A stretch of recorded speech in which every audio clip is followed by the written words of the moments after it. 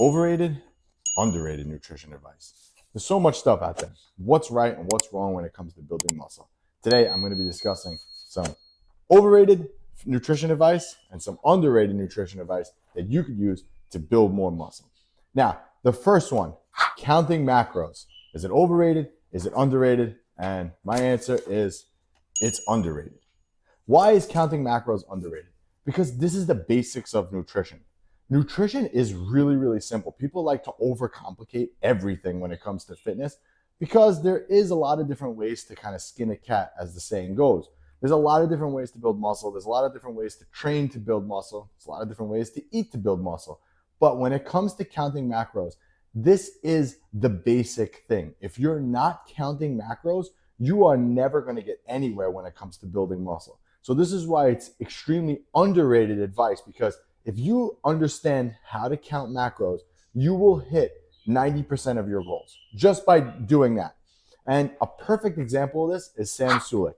This guy trains super hard and counts his macros, eats kind of whatever the food he wants to hit those macros, and that's it. Now, do I think that you could eat Skittles and candy and all that stuff all the time to get results? It's probably not the best thing, but as long as you have the basics down, which is counting macros, you are 90% of the way there when it comes to nutrition. And again, I think back to when I first started. When I first started, there was a bodybuilder in the gym. I told him I wanted to compete, so he wrote me a meal plan, and on the meal plan was chicken and rice. And I told him, I said, I'm not really in the mood for rice today. I don't have any rice. Like I texted him, I don't have any rice today. Can I have a potato instead? He's like, no, you have to have the rice. And I'm like, well, why can't I have a potato? What's the difference if I have a potato or if I have rice?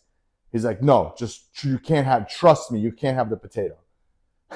So this is what led me to actually get my degree in nutrition, because to me, I was just like, well, why? Why does that matter? And basically it comes down to counting macros. If you're supposed to have 40 grams of carbs in a meal and you want rice or you want potatoes, it makes no difference. This is why I'm telling you, counting macros, severely underrated. All right. Next topic, intermittent fasting. Intermittent fasting for sure is overrated. Why is intermittent fasting overrated?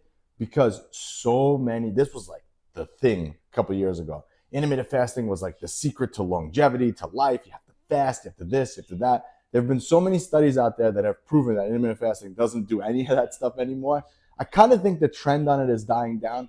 The only thing with intermittent fasting that it does have a little bit of benefit is you are able to it makes dieting a little bit easier when it comes to being in a calorie deficit, because basically you can kind of skip breakfast and then you can have a bigger lunch and a bigger dinner and still hit your calorie deficit.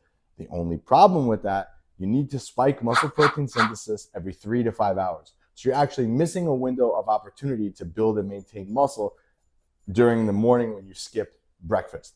So intermittent fasting is for surely overrated and overdone in the fitness community. You don't need intermittent fasting. It's not going to be this magical thing. It's not going to keep you leaner in a calorie surplus.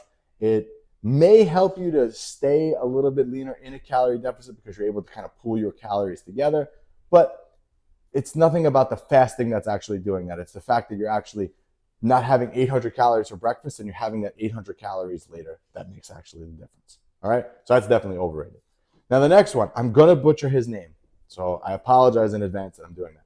But this guy, he kind of takes social media by storm. His name is Eddie Abui, something like that. I don't know. He was an old bodybuilder from the 80s. He actually blew up on social media, and I think he's underrated. And the reason why I think he's underrated is his whole shtick is like, you shouldn't eat this food because this food is shit. He literally says, this food is shit. Don't eat this food, it's shit. It's actually pretty funny.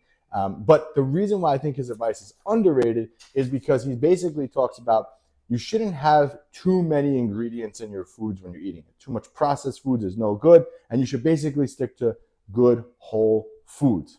You can't go wrong with that advice. That's pretty basic advice, but he kind of presents it in a funny way and makes it kind of easy for anyone to understand that, hey, stop eating ultra processed foods and stick to basic foods. I have like this rule where I like to eat foods that have one ingredient. So for example, rice, one ingredient. Chicken, one ingredient. Beef, one ingredient. Olive oil, one ingredient. And I kind of stick to that rule for 80% of my food. I like to have, some treats here and there, but that's kind of like 20% of my day. The majority of my food comes from whole food sources. Like I said, one ingredient type foods. So I think that Eddie's advice is extremely underrated because that's what you should be focusing on, more whole foods as opposed to more processed stuff. And this just goes for overall like good health, right? Like obviously you're not going to gain any muscle if you're not healthy, period. So, all right, the next thing, 30 grams of protein per meal, for sure, overrated. I always knew that this was overrated years ago when it came out, and it doesn't even make sense. It's like, what's your body going to do with the other grams? So let's say I had 50 grams of protein right now. And if my body can only maximize 30 grams of the protein, what is it going to do with the rest of it? Get rid of it, store it as fat? Like, no, it doesn't work like that. Your body is very, very smart. And one thing that I will say, bro science wins again. Bro science is like gym meathead advice that kind of goes around the gyms. But it just seems like bro science is always way ahead of regular science.